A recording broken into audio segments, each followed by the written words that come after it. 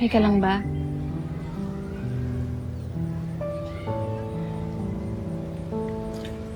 Di ko alam.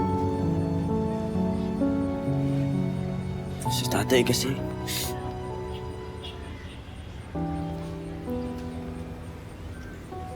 Nakita ko siya ng mama kaawa. Wala siyang pa kahit anong papagawa sa kanya. Gagawin niya lahat. Kayang lunukin lahat ng pride niya.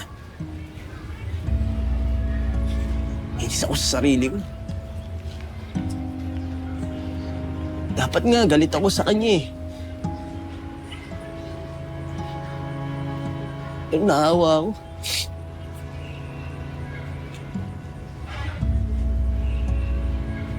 Naawa ako sa kanya. Pero ngayon, bakit na ako naawa sa kanya? This is still your dad. Alam mo, we may disagree with our parents. Magulo. Minsan mali yung ginagawa nila. Pero kapag anak na nila yung involved, kahit ano kaya nilang gawin. Katulad ni Mang Nonoy. Di ba hindi naman ito yung first time na ginawa niya yun para sa'yo? Ano ang gusto sabihin?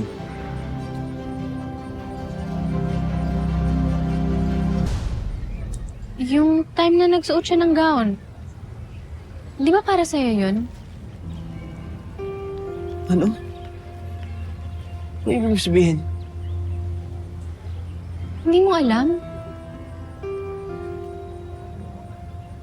Makmak, hinaharangan kasi ni Dad yung pagbabalik mo sa Guerrero team. Kaya nakiusap si Mang Nonoy. Pumayag si Dad. Basta magsuot lang si Mang Nonoy ng gown and he did it for you, Makmak. Para makabalik ka sa boxing. Imagine mo, panalo ka naman kahapon tapos ngayon yung tatay mo yung winner.